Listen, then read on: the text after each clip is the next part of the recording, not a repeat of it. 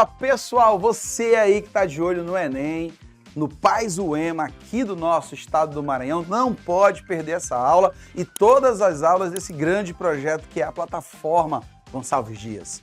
Você já é inscrito? Então aproveita que você está nesse vídeo e já clica lá no botãozinho, hein, para se inscrever, para ativar as notificações no sininho, para ficar por dentro de todas as informações e, sobretudo, para assistir às nossas aulas assim que elas forem lançadas.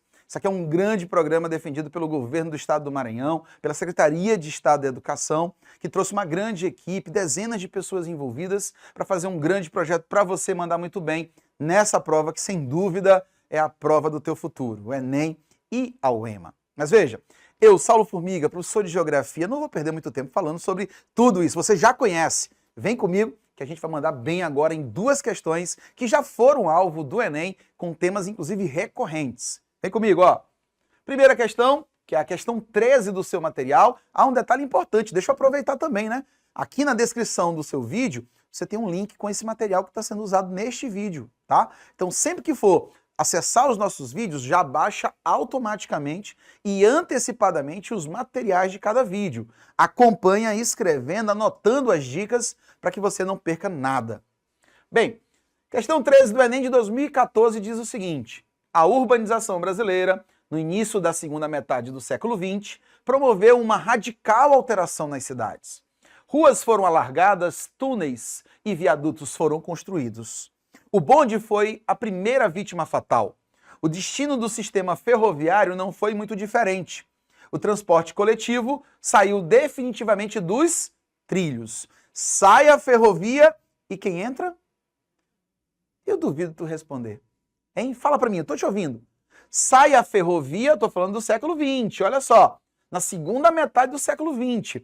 As ferrovias que até então eram os instrumentos de integração dos espaços começam a perder fôlego e no seu lugar surgem as rodovias. Segunda metade do século XX é um momento de grande impulso de desenvolvimento do Brasil, sobretudo a partir ali da relação com Vargas até JK. Em JK, com o governo de Juscelino Kubitschek, o famoso desenvolvimentismo, o plano de metas, os 50 anos em 5, já falam por si só. Mas Juscelino trouxe para a gente um plano que foi extraordinário para esse ponto, que é o Plano Nacional Rodoviário. JK começou a idealizar várias rodovias federais que conectavam as regiões brasileiras. E olha que o Brasil é gigantesco. A ideia era exatamente costurar o isolamento, costurar as regiões que viviam em isolamento para que a gente pudesse criar uma circulação interna aquecida, forte, fervorosa, que pudesse, claro, criar uma dinâmica econômica cada vez mais fugaz. Nossa economia, historicamente, sempre foi pautada com o mercado internacional, para o mercado internacional. Agora a ideia era olhar para dentro. E isso, claro, trouxe um grande impulso ao processo industrial. A relação entre transporte e urbanização é explicada no texto pela letra A: retirada dos investimentos estatais aplicados em transporte de massas. Falso. Na verdade, transporte de massas é uma política pública. É transporte público, lembra disso? Só que antes do século XX, ou melhor, antes da metade do século XX, ela estava concentrada nas ferrovias, no sistema ferroviário, como os bondes. Depois surgiu um processo mais barato, mais flexível e, claro, muito mais fluido, que é a rodovia, o transporte rodoviário. Então, a política pública acabou comprando a ideia. E com isso, o transporte de massas continuou. Os investimentos continuam, só que agora sobre outra plataforma, agora as rodovias. B. Demanda por transporte individual ocasionada pela expansão da mancha urbana. Bem, a demanda não é por transporte individual. O transporte individual é o carro pessoal, é o veículo automotor pessoal. Se você parar na parada de ônibus e observar os carros que passam na rua, na avenida do teu bairro, tu vai ver que a maioria deles passa com duas pessoas. Vou chutar aqui, a maioria vai passar com duas pessoas. Ou seja, sem a ocupação plena. Então imagina, se eu tenho um ônibus que pode levar 40 pessoas, se cada uma dessas pessoas pegar o seu carro próprio, a gente vai ter aí 40 carros próprios. Ou se eu levar em média as duas pessoas por veículo, são 20 veículos em vez de um ônibus. Então, isso explica por que as cidades sofrem tanto com os engarrafamentos. O transporte individual, ele só surge por conta da complexidade e da precariedade do transporte coletivo, tá? Então não entra aqui nessa resposta. C. Presença hegemônica do transporte alternativo localizado nas periferias das cidades. Bem, isso aqui também é uma consequência da carência de transporte. Não é explicada pelo que o texto trouxe, não, tá? Ela segue a mesma ótica de crítica da letra B, então falso. D. Aglomeração do espaço urbano metropolitano, impedindo a construção do transporte metroviário. O metrô, ele é mais significativo do que o ônibus, do que o trem de superfície. O metrô não tem cruzamentos. O metrô é mais rápido, mais eficiente e até bem seguro. O problema é que ele é mais caro. Por isso que em algumas cidades recentes, a gente viu a substituição dos investimentos metroviários em investimentos no que eles chamam de BRTs, que é uma espécie de veículo pesado, né, longo. O BRT é um ônibus articulado, a gente chama de sanfonado aqui, é um ônibus grande para carregar muitas pessoas que recebe uma via única. Ou seja, ela não disputa a via com nenhum outro carro, ela tem uma pista única de rolamento. Isso dá velocidade e constância, tá? Velocidade e constância. É mais barato, carrega muita gente e traz um pouco mais de eficiência energética. Só que, infelizmente, a complexidade do solo urbano acaba exigindo algumas intervenções que são problemáticas. Então, falso. E é predominância do transporte rodoviário associado à penetração das multinacionais automobilísticas. Quando a gente fala dessa segunda metade do século XX, é o momento em que o capital industrial ele chega em um outro patamar. E a gente fala do capital também financeiro, inaugurando ali um momento. Então, nesse momento, a gente vai perceber que os países desenvolvidos eles precisam e vão investir nos países sub. Sobretudo através daquelas que eram as representantes máximas desse capital industrial, que era a indústria automobilística, as mais poderosas do mundo. Então, para vender carro no mundo subdesenvolvido, seria preciso tirar o mundo subdesenvolvido dos trilhos. Concordam comigo? Porque se eu tivesse um sistema ferroviário que seria lógico, que seria eficiente, que seria amplo, por que vender carros no Brasil? Então, ou eu faço com que a política pública fortaleça o rodoviarismo, construindo mais estradas para tornar o carro mais útil, ou então o Brasil não seria um dos territórios a ser conquistados pelas indústrias automobilísticas. Então, JK traz investimentos internacionais, a gente sabe bem disso na história, é a era das transnacionais, sobretudo indústrias automobilísticas, inaugura-se a Auto Latina, a entrada da Volkswagen, a entrada da Chevrolet, da Ford logo depois da Fiat, as quatro principais, que se consolidam no território brasileiro. A expansão rodoviarista acaba sendo uma prerrogativa para ampliar o mercado consumidor da indústria de automóveis, que entrava no Brasil naquele momento. Então, a letra E responde muito bem essa questão. Perfeito? Então, nesse caso, como dica, volte para Getúlio Vargas, entenda o processo de industrialização brasileira, mas dê o foco maior em Juscelino Kubitschek e o Plano Nacional Rodoviário. Beleza? Vamos para a próxima. Questão 14, Enem de 2013.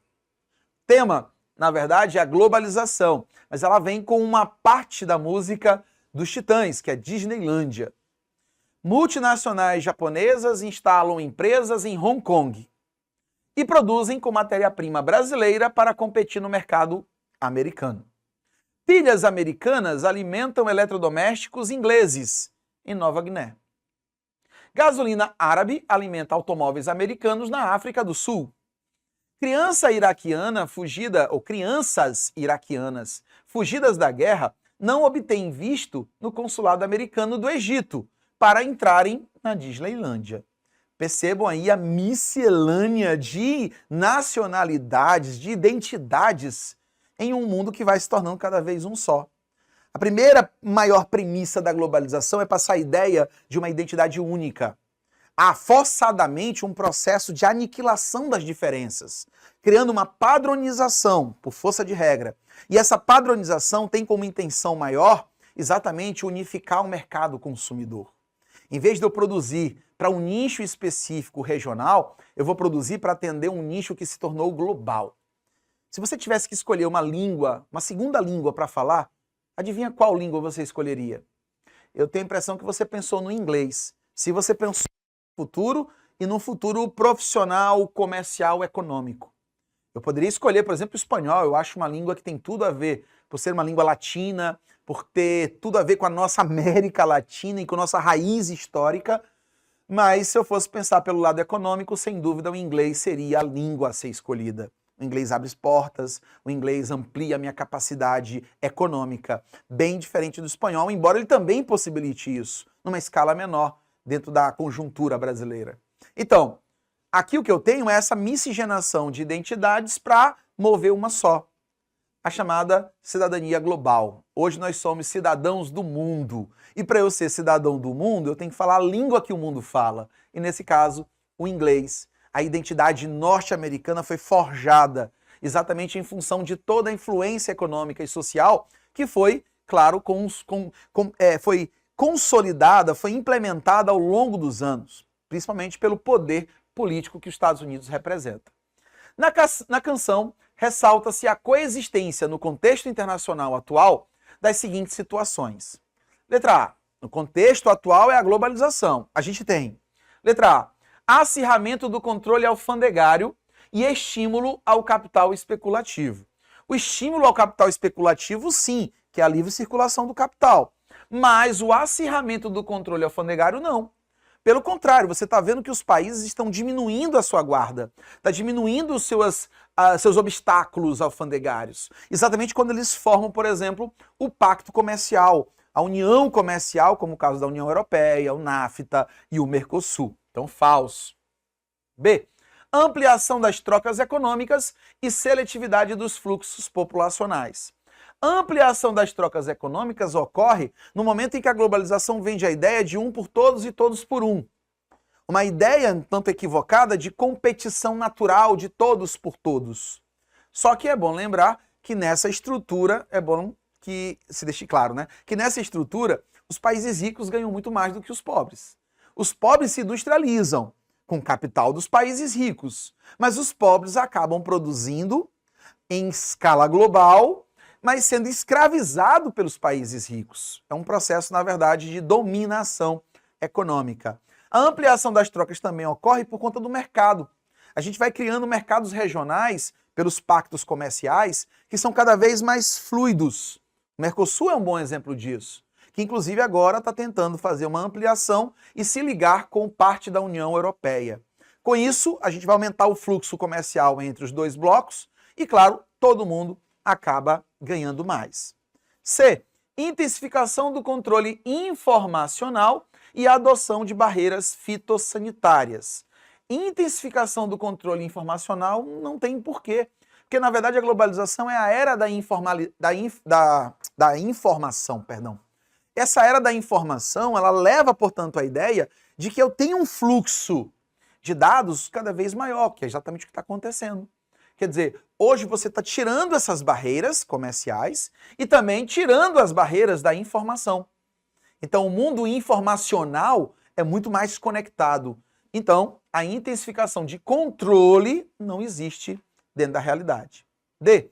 Aumento da circulação mercantil, beleza? E desregulamentação do sistema financeiro. Isso é falso. O sistema financeiro está regulamentado, ele tem feito um processo de ampliação, que é o caso da União Europeia, com uma moeda comum. Houve uma ampliação em que a mesma moeda serve para várias nações. Nesse caso, eu não posso falar de desregulamentação. E é expansão do protecionismo comercial e descaracterização de identidades nacionais. Bem, a expansão do protecionismo não é bem uma realidade, até porque a gente está falando de uma globalização que gera integração comercial com muito mais nações. Os blocos econômicos são uma realidade cada vez mais forte. Então é claro que nós não vamos gerar protecionismo, até porque isso tende a ser combatido. Agora, a descaracterização de identidades nacionais, sim. Por quê? Porque essa ideia de padronização da sociedade global faz com que a identidade cultural local seja suprimida. Então, daqui a pouco, ser brasileiro é ser também um norte-americano. a gente começa a ter comportamentos, consumos, padrões estéticos que nos levam a ficar próximo daqueles padrões que são divulgados pelas potências que nos influenciam. Então isso nos descaracteriza. Se você está me ouvindo, está assistindo esse vídeo e fala inglês fluente, eu pergunto para você, você fala inglês fluente, certo? A tua playlist, olha o nome, a sua playlist, ou seja, a sua lista de músicas, tem mais músicas em português ou em inglês? Porque eu desconfio que ela seja no mínimo de 80% em inglês. Eu estou sendo bem otimista. Eu ouvi, viu? Quer dizer que tua playlist, tu deu um sorriso. Ela é 100% em inglês, né? Você assiste o filme, normalmente um filme norte-americano, sem legenda, não é? E sempre com aquela desculpa de treinar os ouvidos, não é assim? Bem, tem que treinar, tá certo. Se você não fala, se você não pratica, você perde. É um conhecimento precioso.